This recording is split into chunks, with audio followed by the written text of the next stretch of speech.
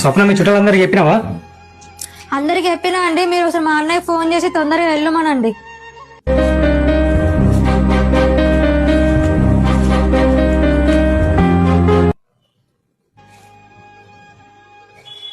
బయలుదేరాడా బావా? రెడీ అయినాం బావా, వెళ్తున్నాం. త్వరగా వెళ్ళండి బావా.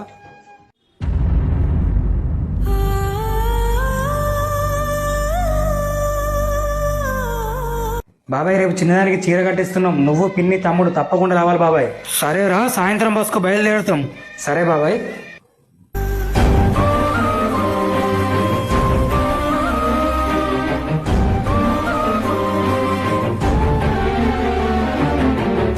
ఏమైంది నాన్న? నేను ఉదయం నుండి మిమ్మల్ని చూస్తున్నా, మీరు అదోలా ఉన్నారు.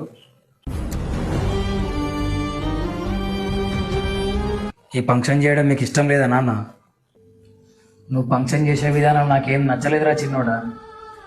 అన్ని అరేంజ్మెంట్స్ బాగానే చేసిన, అందరికి కూడా చెప్పినా కదా నాన్న. అందరికి చెప్పినావు, నీ తోడగొట్టిన నీ అన్నయ్యకి చెప్పినవారా ఫంక్షన్కి రమ్మని? మీకు తెలుసు కదా నాన్న, భూమి గురించి గొడవ, అన్నయ్యకి నాకు మాటలు లేవని.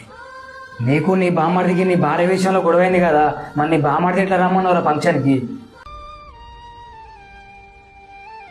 మీ బామ్మడిది నీ ఫంక్షన్కి పిలిచినందుకు నాకు బాధ ఏం లేదురా. కానీ ఒక కడుపులో పుట్టి ఒక కంచంలో తిని ఒకరి చొక్కలు ఒకరు వేసుకొని అన్నని ఏదన్నా అంటే తమ్ముడిని ఎవరైనా ఏమన్నా అంటే నువ్వు ముందు నిలబడేది. ఆ ప్రేమది ఇప్పుడు ఏమైందిరా? గజం భూమి కోసం ఈరోజు నీ అన్న నీకు శత్రువు అయిందారా?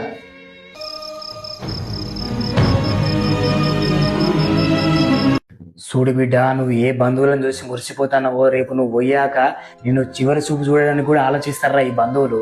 నువ్వు చనిపోయిన తర్వాత కూడా నిన్ను మోసే బంధం ఏదైనా ఉన్నది అంటే అది రక్త సంబంధమేరా. రక్త సంబంధానికి మించిన బంధం మరొకటి లేదురా.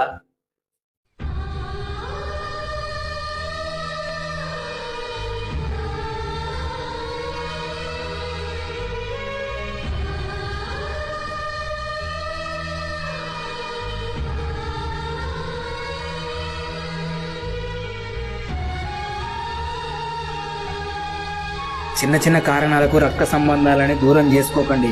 మీకు కష్టం వస్తే ముందు వచ్చేది నీ రక్త సంబంధికులే.